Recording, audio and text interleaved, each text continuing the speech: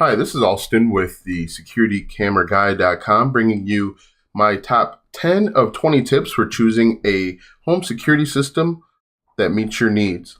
Once again, this is the top 10 out of 20. To see the full 20, go to the SecurityCameraGuy.com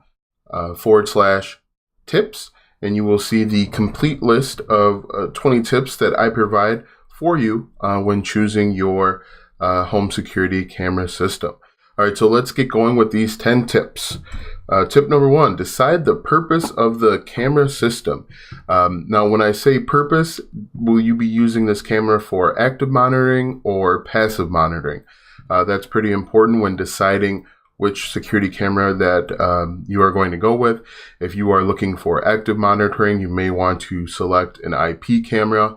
If you are looking at doing more passive monitoring, maybe you're looking at a CCTV camera system. CCTV stands for closed circuit. But number 1, make sure that you decide the purpose of your system.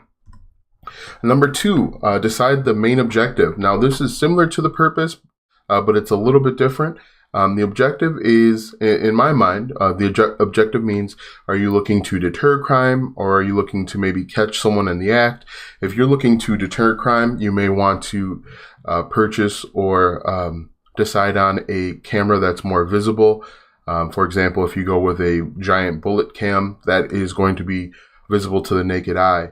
If you are looking for something that is going to be more of like a spy camera, there are other cameras that out there that there are other cameras out there. For example, they have cameras that can fit in the phone chargers. They're as small as phone chargers. So number 2, decide the main objective of the camera. Number 3, who will need to view the video? This is pretty important because if only you're deciding if you're going to be the only person to view this video, that's one camera system.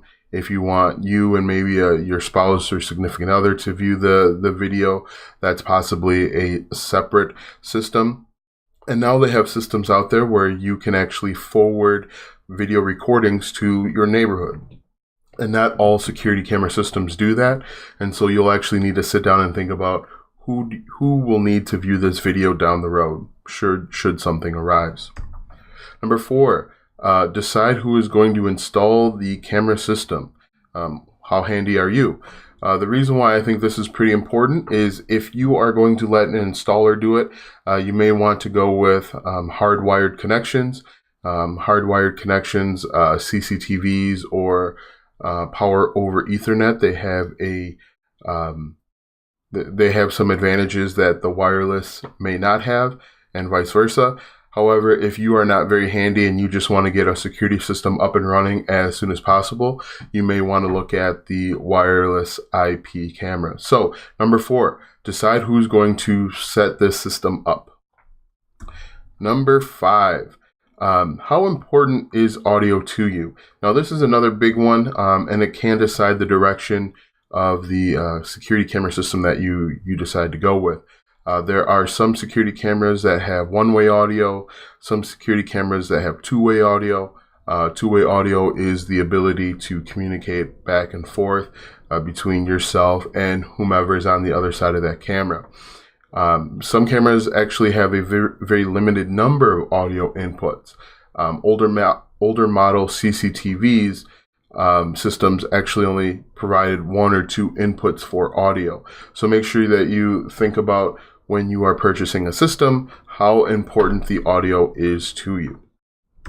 Number 6, check with your neighborhood homeowners association. Also check with your apartment managers, your condo managers.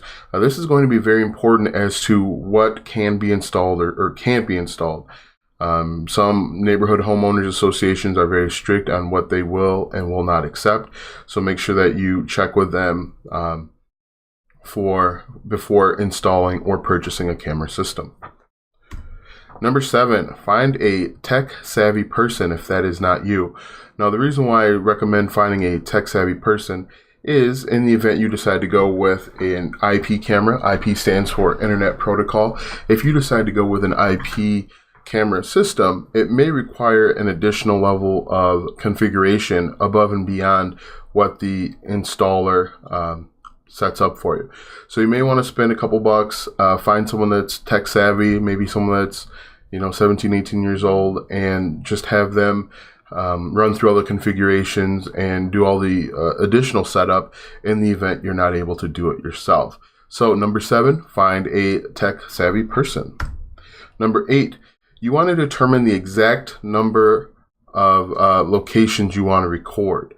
This is incredibly important because you don't want to buy a camera system that has too few cameras, then you'll be going back and trying to piece together the rest of your security setup. And obviously you don't want too many cameras because you'll have a lot of overlap, or you'll have a bunch of equipment sitting around that you don't necessarily need.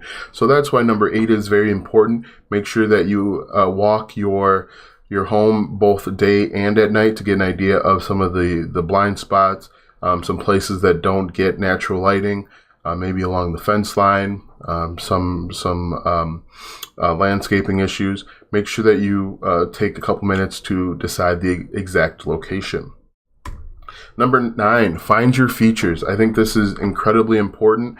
On my website, the securitycameraguide.com, I have a list of 22 features that you can cycle through and get an idea of what's important to you and what's not important to you.